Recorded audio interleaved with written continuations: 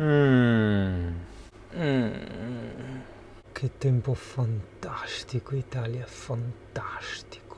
Forse c'è un po' troppo venticello per i miei gusti per andare via in bici. Vabbè, vediamo. Cioè, ho chiuso la cerniera del giubbotto.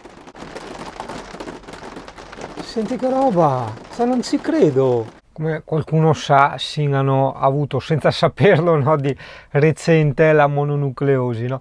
Che è una malattia che cioè, ti rincoglionisce tutto quanto, ma ti debilita, no? Anche fisicamente. Io oggi non riesco a capire perché mi sento sì molto debole, però ho voglia di andare in giro, poi la voglia mi passa, poi mi ritorna, poi giramenti di testa e no. Perché l'idea era quella di mettersi il K-Way e mi sa che fra un po' anche lo facciamo e andare a farsi una girata.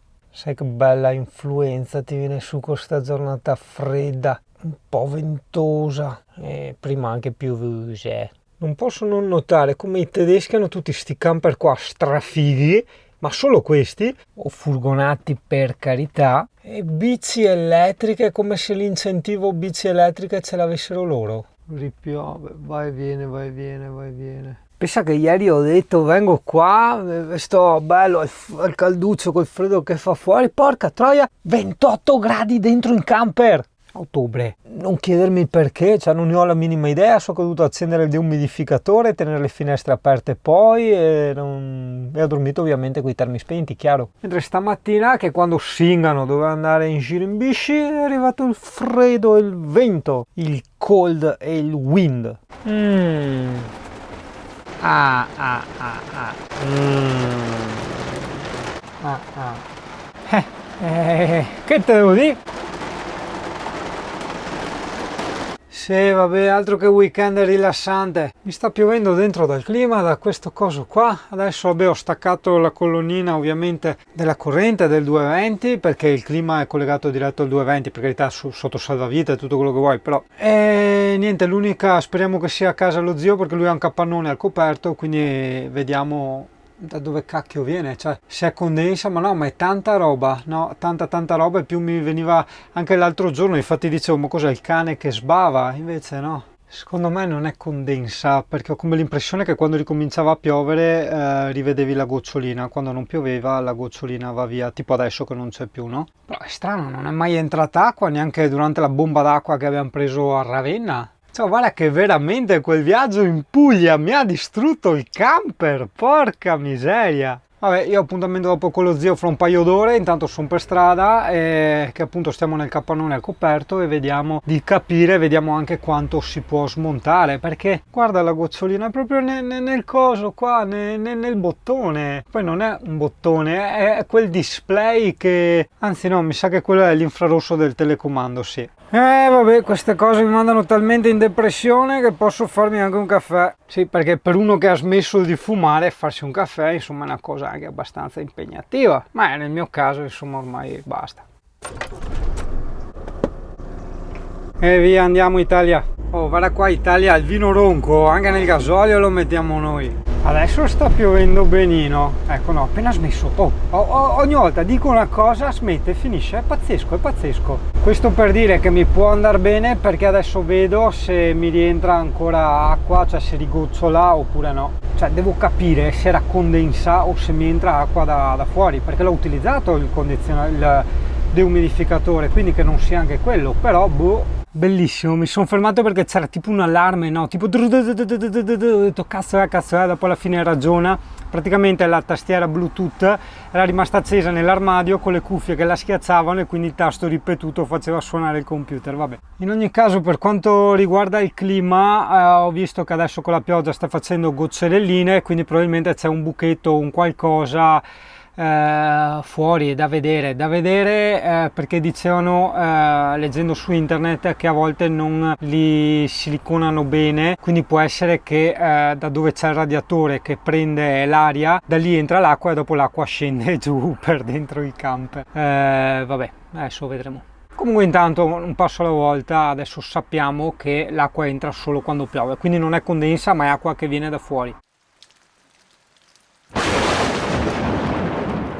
Beh, Italia, buongiorno. Beh, Italia, Vero che ci seguono tantissimi italiani emigrati all'estero da ogni parte del mondo, veramente America, Australia, Germania, dappertutto. Vero anche che c'è qualche personaggio dell'est che parla un po' italiano che ci segue, però non so, questo mio modo di dire Italia è un misto tra dire te, io e te, tu, però un tu un po' moltiplicato, no? Quindi nel territorio italiano perché io sono in Italia. Però se ci pensi anche è una forma di modestia, perché altrimenti avrei potuto dire ciao, buongiorno universo, no? Buongiorno galassia, via Lattea, invece no, i marziani ancora non guarda il puntino del mondo. Ma a parte quello, cos'è che interessa a te? Vieni a vedere, vieni. Eravamo rimasti al climatizzatore. Allora, cosa è successo? Purtroppo quando l'avevano montato, infatti vedi che qua il legnetto della parete è un po' marcio, no? Quando l'avevano montato avevano messo un silicone normale da una parte e dall'altra un silicone bianco stranissimo, tipo morbidissimo, che dopo un anno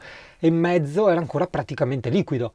Cosa succede? Con i cambi di temperatura, i movimenti eccetera saranno formati vari buchi, soprattutto in questa zona qui, e effettivamente entrava acqua. Quindi una vera e propria infiltrazione. Nel mio caso non è un problema perché, come hai visto sopra, Pulmin è composto da 1 centimetro di vetro resina, poliuretano espanso compresso, che è questo, altra vetroresina e basta. Quindi questo legno che tu vedi, questo centimetro di legno, è solo, diciamo, un modo per attaccare con le viti questa sorta di carta da parati, hai capito? Quindi non ha corso, per fortuna è rimasto solo qui il tra virgolette marcio, cioè marcio, il legno bagnato, perché vedi non è marcio, è ultra bombo, forse qui sia un po' marcio, ma alla fine è finita lì.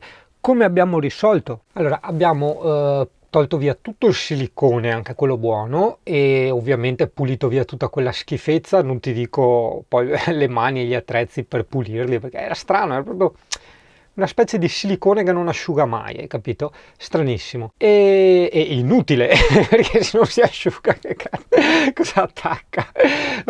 Quindi una volta pulito il tutto, lo zio ha dato completamente, guarda, fin dalla parte alta del climatizzatore e fino a qua, che quindi dove c'è l'attacco che potrebbe passare acqua, ha dato e spalmato molto bene, perché zio è un esperto dei siliconi, il silicone, quindi adesso veramente a prova di, no, di acquazzone, di immersione, possiamo fare i sub con Pulmin, no? Quindi la prossima volta che andiamo in Puglia a vedere i pesciolini sott'acqua ci andiamo direttamente con Pulmin, che altro che mascherina del Decathlon tutta rigata, opacizzata, che schifo. Abbiamo direttamente il mega vetro del motorhome, voglio dire. Guarda, adesso viene fuori sto mega sole, cioè proprio adesso che sono tornato dalle colline di Valdobbiadene, dove poteva probabilmente esserci anche un buon prosecco da degustare, e niente, adesso c'è il sole che sciocca. Vabbè, a parte ciò, allora, con lo zio abbiamo, hai visto, sistemato completamente il clima, quindi adesso puoi andare anche sott'acqua che non entra nulla. Ovviamente poi l'abbiamo anche rimontato, chiaro. In più vieni con me qua davanti. Allora sì, lo zio mi ha cambiato una lampadina della luce di posizione perché era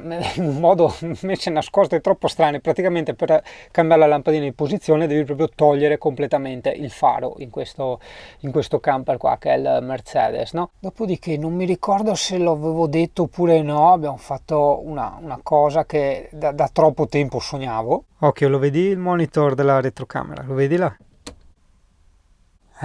Esatto, sì, quello è praticamente il mio specchietto retrovisore. Poi, come puoi vedere, gli ho dato anche una regolata all'inclinazione della retrocamera, che così vedo proprio le macchine in fondo. Ecco, mi serve proprio come specchietto retrovisore questo. Perché, come molti sanno, come retrocamera io avevo quella figa dell'Halo View con lente Sony, notturna, tutto quello che vuoi, che però andava e non andava. Lì sembra perché all'inizio, quando era stata montata, era stato pizzicato troppo il cavo della retrocamera e così si è compromessa. A volte andava, a volte non andava, a volte dovevi accenderla e dopo 1 minuto, 2 minuti che era accesa allora iniziava a funzionare. Però ragazzi, quando ti serve, no? Che magari se c'è traffico di sera, devi uscire da un posto in retromarcia e diventa un casino, non vedi cosa c'è dietro e capirai che... Vabbè, alla fine ne ho presa una su Amazon tipo 12 euro, una di quelle tarocche. Chiaro che la qualità non è la stessa, però funziona. Guarda qua, cioè funziona, speriamo. Il discorso l'altra volta ho detto speriamo sia la retrocamera, occhio.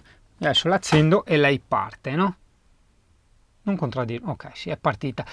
Come vedi, vabbè, questa ha molti meno dettagli, ma chi se ne frega, cioè capisci che comunque questa è una bici, quella è una strada, questo è il paraurti del mio camper, lo vedi? La cosa più importante è che si veda il paraurti del camper. Ah cacchio, me ne sono dimenticato i cavi da fascettare, porcaccia la miseriazza. Torno di là, gli metto 2 fascette perché non ho la scala, mi serve la scala. Come vedi, questa punta verso il basso. Ho visto, regolandogli così, che la fine del verde, vedi qua, la fine del verde è dove inizia a toccare il corno della bici, ok? Mentre l'arancione qua, il giallo qui, è il portapacchi da chiuso, non da aperto, da chiuso. Quindi queste 2 regolazioni mi tornano abbastanza comode, da non far moltissimo riferimento, perché insomma comunque c'è una sorta di grado di visuale, no? Quindi può storpiare un pochino. A me la cosa che interessava di questa retrocamera è il fatto che qua sotto si vedeva il paraurti completo, vedi, sia a sinistra, qua finisce, vedi, e qua finisce, vedi tutto, e vedi anche un pezzo in profondità, quindi così puoi parcheggiare tanto così dalle auto e soprattutto non vai a sbattere a nessuno. Questa è una buona cosa. Ma la cosa fantastica resta lo specchietto retrovisore con le luci di posizione. Sì, sì, sì, sì, sì, sì, sì, sì. Sì, bellissimo, bellissimo, bellissimo. Eccolo.